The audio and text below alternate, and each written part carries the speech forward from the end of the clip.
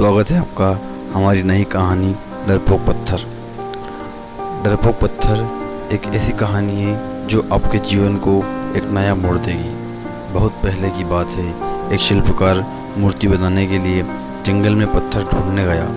वहाँ उसको एक बहुत ही अच्छा पत्थर मिल गया, जिसको देखकर वह बहुत खुश हुआ और कहा यह मूर्ति बनाने के लिए बहुत ही सही है। जब वह आ रहा था तो उसको एक और पत्थर मिला। उसने उस पत्थर को भी अपने साथ ले लिया। घर जाकर उसने पत्थर को उठाकर अपने औजारों से उस पर कारीगरी करनी शुरू कर दिया। औजारों की चोट जब पत्थर पर हुई तो वह पत्थर बोलने लगा कि मुझे छोड़ दो, इससे मुझे बहुत दर्द हो रहा है। अगर तुम मुझ पर चोट करोगे तो मैं बिखर कर अलग हो जाऊंगा। तुम किसी और पत्थर पर मूर्ति बना लो।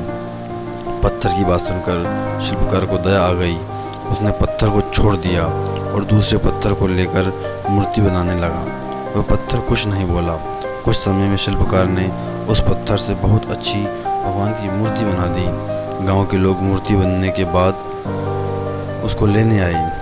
उन्होंने सोचा कि हमें नारियल फोड़ने के लिए एक और पत्थर की ज़रूरत होगी। उन्होंने वहाँ रखे पहले पत्थर को भी अपने साथ ले लिया।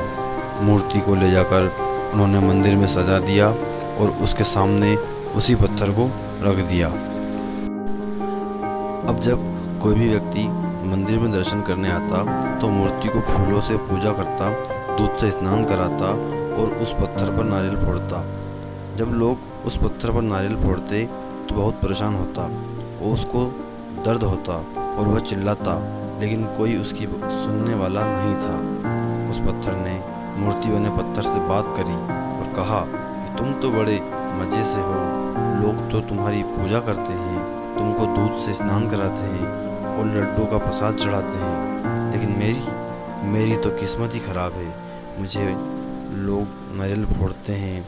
इस पर मूर्ति बने पत्थर ने कहा, जब शिल्पकार तुम पर कारीगरी कर रहा था, यदि तुम उस समय उसको नहीं रोकते तो आज मेरी जगह तुम होते, लेकिन तुमने आसान रास्ता चुना, इसलिए अभी तुम दुख में हो। उस पत्थर को मूर्ति बने पत्थर की बात समझ आ गई।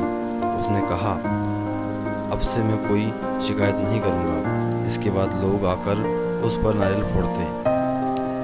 नारियल टूटने से उस पर भी नारियल का पानी गिरता और लोग मूर्ति को प्रसाद का भोग लगाकर उस पत्थर पर रखने लगे। Moral of the story. तो दोस्तों, हमें इस कहानी से सीख क्या मिलती है? यही सीख मिलती है, हमें कभी भी कठिन परिस्थितियों से घबराना नहीं चाहिए, बल्कि उनका डटकर सामना करना चाहिए, उनका मुकाबला करना चाहिए, हर परिस्थिति में अड़े रहना चाहिए और इस YouTube चैनल को सब्सक्राइब कर देना चाहिए, क्योंकि ये भाई हमारे लिए कितनी मेहनत कर रहा है। थैंक यू दोस्तों, thank you so much. Please subscribe my channel. जय हिंद, जय Bharat. Thank you, love you all.